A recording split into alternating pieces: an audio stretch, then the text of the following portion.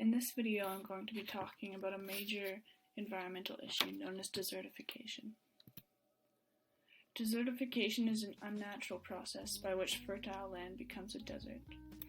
This usually begins with the loss of plants on an area of land, meaning the top layer of soil is more vulnerable to erosion and gets washed or blown away.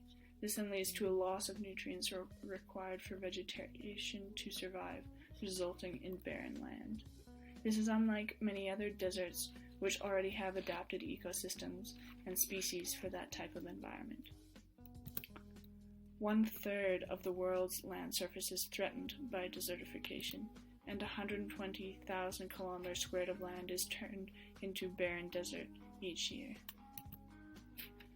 An example is in the Indus Valley in Asia.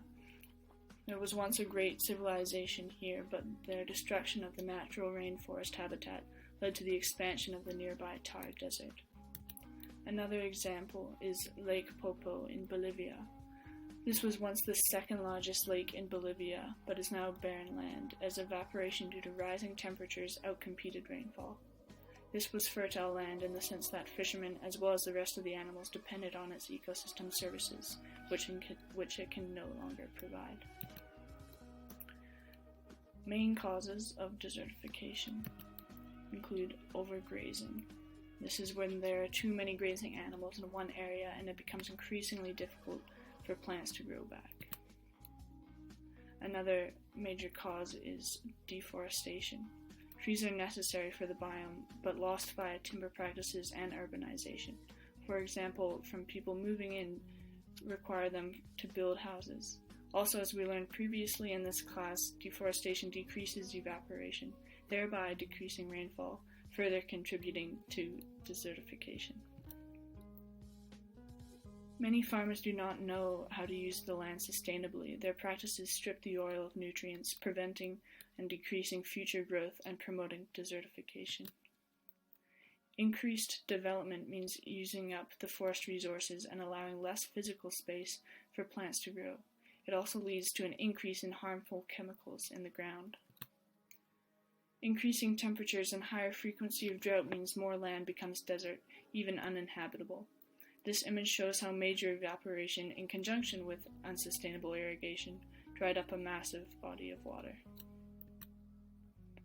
Stripping the land of resources such as for oil, gas, and minerals degrades the soil, killing plant life and converting the land into uninhabitable desert.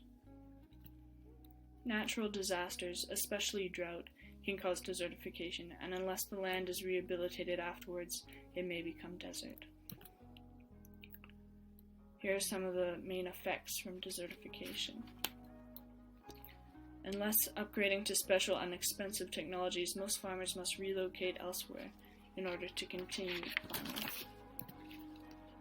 With the increasing difficulty of farming and lack of other animals or plants to forage, local communities can no longer feed themselves from this land. Vegetation acts as a natural stabilizer and barrier. Floods can spread quickly and dangerously in areas subject to desertification. Plant life is also essential to retain water quality, without which puts human life further at risk. Desertification will displace those originally living in that area, causing crowding and overpopulation in urban areas as well as arable lands, further contributing to the damaging causes of desertification. Desertification means the loss of arable land, food, water, and place. When these are taken away, poverty is much more likely to set in. Those who once depended on that land for their livelihood must either find a new piece of land to ultimately destroy or suffer in poverty. There do exist some solutions for desertification.